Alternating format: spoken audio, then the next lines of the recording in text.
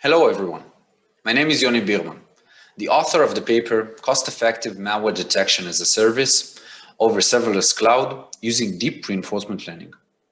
It is a great honor presenting one of my PhD research papers at the IEEE ACM International Symposium on Cluster, Cloud and Internet Computing online conference. The research that migrates the fields of cybersecurity and artificial intelligence is my main occupation throughout the last 10 years, as both academic researcher and as a manager of an Israeli intelligence cyber department, and of an AI and cybersecurity research groups in public leading technology companies. Additionally, starting from next semester, I'll become a lecturer of a cybersecurity and AI course at one of the leading universities in Israel.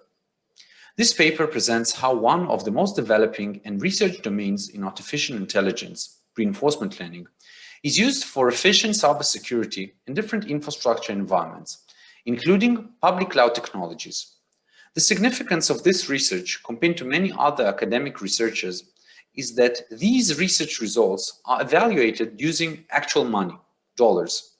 So hopefully, after hearing this presentation, you will realize and maybe even use deep reinforcement learning for your cybersecurity needs. The illustration gives a general overview of the secured network perimeter architecture when focusing on protecting from intrusion from outside the network. The idea here is that we have the secured gateway layer that protects the internal network from any external attacks. Of course, a similar logic that focuses on protecting from data leakage will look very similar, only in the opposite direction.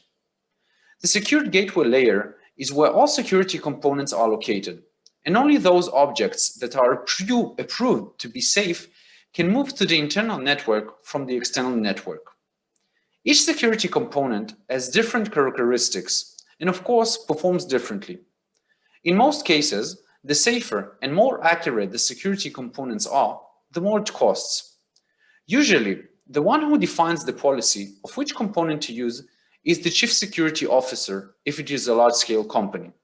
In other cases, the user defines it by himself, or when using cloud infrastructure, it is defined by the cloud service provider in exchange for our payment.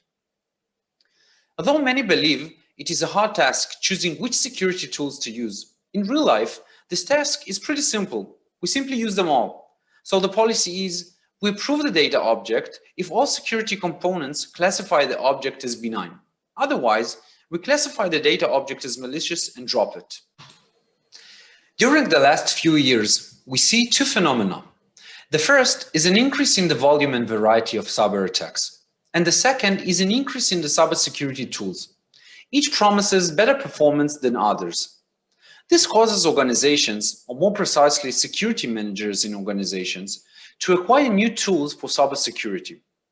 For someone who had been on the side that oversees protection of the network, I can say that the rate of entry of new security tools is much greater than the rate of expenditure of all the security tools. The main reason for the non-reduction in security tools is first, the inability to analyze the performance of each tool individually. And second, is the psychological reason that gives you the feeling that removing a security tool is equivalent to compromising network protection. So of course, the one who oversees security will not jeopardize the network security in his position by removing not useful security tools. The numbers we see on the slide were taken from an information security magazine that presents estimates for numbers of how much money goes out in the malware security domain, considering both the security tools cost and the damage caused due to a successful malware attack. We see that with time, the numbers keep on increasing in a non-linear way. While looking at the evolution of malware detection, we can divide it into three eras. The first era is the signature-based detection era, where creating a signature requires a researcher to analyze the file in order to find a particular characteristic that is unique to the security hazard. Since this method is time-consuming and requires high resources, antivirus companies realized that this is a non-converging economy and moved to using new method that began the second era, the machine learning-based detection era. In this era, we started using machine learning-powered malware detection, These tools led to a decrease in the amount of manpower on the one hand, and on the other hand, made it possible to deal with viruses that have not been seen before, which are also known as 0 days. Because a model does not look for an exact signature, machine learning power tools have demonstrated higher detection capabilities than signature-based engines. The third era focused more on the business aspects of malware detection. It started when a large portion of companies have realized that instead of trying to be the best among your competitors, you can be the best by taking advantage of your competitors. At that time, companies started purchasing each other's products and using an ensemble of different tools in order to empower their own performance. Today, the phenomenon of using several different tools is very common. The best example is VirusTotal, a company that became the leading brand in the field of threat detection by developing an interface that aggregates about 80 different antivirus tools in one screen. The funny part is that VirusTotal does not hold or develop any malware detection tool of their own. This graph attempts to explain in an abstract way the challenge of decision-making in the context of cybersecurity that have to be taken by the business owner or the service provider. On the one hand, there are security considerations that are represented by the CSO that focuses on increasing security capabilities. On the other hand, we have the economic considerations that are represented by the accountant that seeks to lower the expenses on cybersecurity as they keep on rising from one year to another. As you can see, when we increase the level of accuracy, we increase the expenses. Eventually, the produce of this decision-making process is called the security policy that defines when and which security tool to use such that it fits the relation between accuracy and expenses. The use of reinforcement learning is very common in many domains. Examples include robotics, autonomous vehicles, automated decision-making systems, and even in task scheduling and cybersecurity. So, this research suggests using deep reinforcement learning to address the challenge of cost-effective malware detection. Unlike other machine learning algorithms like supervised learning, reinforcement learning does not need label data. It only needs a response that indicates whether the action made was good or bad. Another difference between reinforcement learning and other machine learning methods is that reinforcement learning does not refer to a single action that needs to be made, like in clustering, classification, or prediction problems. But it takes into consideration future actions that eventually reach an endpoint where the process ends, and we maximize a particular variable or function. The end product of the reinforcement learning algorithm is a policy. In the case of deep reinforcement learning, the policy is a neural network that defines what action to take depending on our current state. The algorithm consists of an agent that holds the policy, and depending on the agent's state and according to the policy it holds, the agent decides which action to take. The action actually takes place in the environment. After performing the operation, the agent receives two values from the environment. The first is a reward that represents how good or bad was the action made by the agent, and the second is the new state that defines the agent's new state in the environment. Ultimately, the policy that the agent holds should optimize the total reward received at the end of the process. Now, let's move on to the actual research specifications. This slide describes the different components of the reinforcement learning infrastructure. The right-hand side illustrates the general reinforcement learning architecture, and the left-hand side focuses on the specific reinforcement learning components. The action space consists of the malware detectors we have in the environment, plus two more actions that represent the end of the process, which are the actual decision-making of classifying the data object as malicious or benign. The state is represented by a vector with the length of the number of classifiers in the environment, such that the vector values are -1 if the file has not been classified by that specific classifier, or a value of between 0 and 1 if it has been classified. The value represents the confidence score of that specific malware classifier. The closer it is to 1, the more he believes the file is malicious.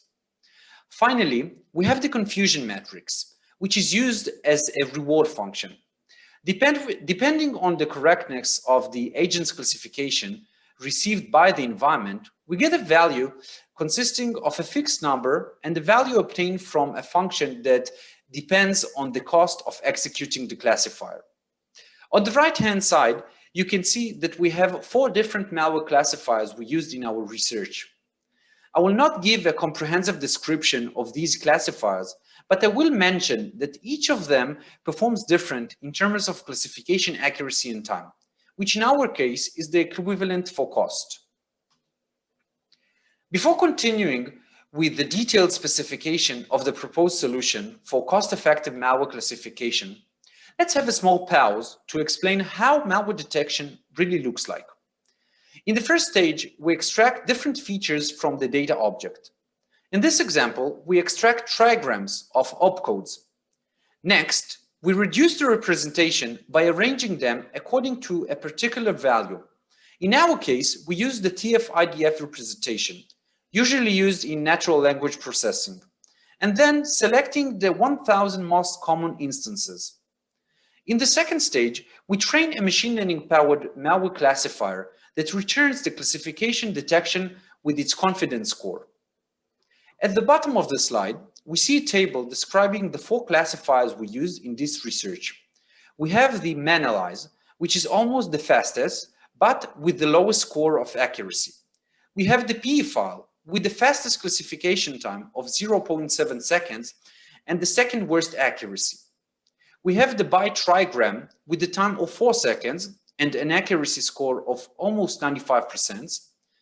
And lastly, we have opcode 2gram, which reaches the highest level of accuracy, but at a much higher time than the rest of the classifiers. On the left, we see the baselines we used in this study. As you can see, we used 5 baselines: OR, majority voting, random forest, decision tree, and none, which was only used in cases we had only one classification. These baselines, combined with every possible combination of sequence of the 4 classifiers, produced 48 comparison results that were tested against our experiments. On the right-hand side, we see the 5 experiments we conducted with different reward function setups. The F1 attribute specifies the classification accuracy, and the time attribute specifies the cost in terms of seconds. The provide reward function setups gave a profound overview of the different potential setups that can be made by someone who wants to define the security policy that represents different relations between the cost and the accuracy. As you can see in the demo, the results of the 5 experiments brought us significant achievements in terms of cost effectiveness. In experiment 1, we reached a maximum level of accuracy while not being the most expensive method.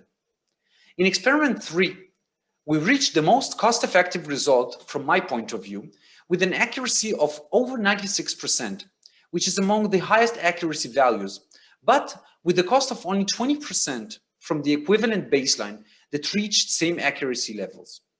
And finally, in experiment number 5, we reached a higher accuracy compared to the baselines that use one malware classifier with the exact same cost.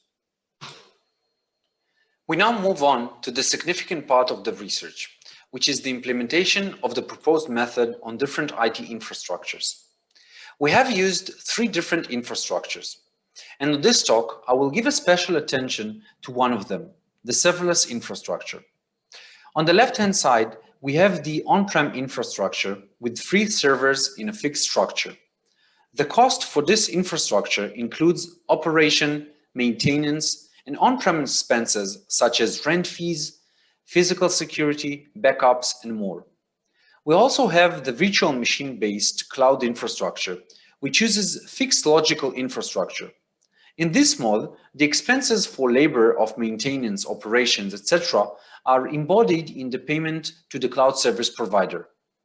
Similarly to on-prem infrastructure, we pay for the use of the infrastructure, even when it is not utilized. On the right-hand side, we have the new evolving cloud technology, that with time becomes more mainstream, the serverless computing, where the payment is per usage. Once you execute a function, you pay. The payment is proportional to the resources used while executing that function. This slide presents the experimental setup and results. I present here 3 different experiments, and as presented in the confusion matrix at the top. Each experiment strives to achieve different security policy. The first seeks maximal accuracy. The second is more sensitive to misclassification. Therefore, the deep reinforcement learning agent will be willing to spend more resources on analyzing each file. The third experiment strives to the optimal cost accuracy ratio by defining that only incorrect classification depend on the cost of activating a malware detection tool, such that the agent learns when additional investment will be worthwhile and when it is too risky or costly. At the bottom right, we see the results that compare the 3 experiments to the baseline that simulates a real organization that uses all security tools it has. We used random forest classification when all malware classifier results are available. That means that the baseline requires maximal cost. So, as mentioned earlier, the first experiment achieved the highest accuracy with a smaller cost. The second experiment achieved a bit less accurate results of 96.6% with even smaller costs. And lastly, the third experiment achieved the most cost-effective result with a reduction of 0.4% in accuracy, but with a significant reduction in costs. On the bottom left-hand side, we have the experimental results on an histogram. It clearly shows that for any type of infrastructure, the deep reinforcement learning powered malware detection method is more effective, expenses-wise. We can also see that the more cost-effective the experimental setup is, the less expenses we have. Moving from left to right with the experiments, we see that costs are reduced consistently. We now reach the final result that presents the most meaningful and tangible result in the research, the actual payment bill to AWS for malware classification using serverless computing. The bill presented on this slide compares 2 payments, the baseline and experiment number 3, which is the cost-effective experiment. The results are amazing and speaks for themselves. On the right-hand side, we have the bill for deploying the baseline of general policy that uses all 4 classifiers. The cost of classifying 1,000 files was $34.19. On the left-hand side, we have the bill for deploying deep reinforcement learning experiment number 3, which is the most cost-effective method. The cost of classifying 1,000 files was $4.44. That means we reduced the cost by 87%, from $34 to $4. In terms of large-scale organizations or cloud service providers that encounter not 1,000 files per day, but millions or billions of files per day, these costs can result in very large amounts of money. I would like to thank you for participating in the online conference and listening to my presentation. I hope the idea of how to use deep reinforcement learning for cost-effective malware detection and saving some dollars intrigued you. For those of you who wish to read more about this research, you can find it on IEEE Explore. For any questions, thoughts, or insight, you can contact me via LinkedIn or email. Thank you.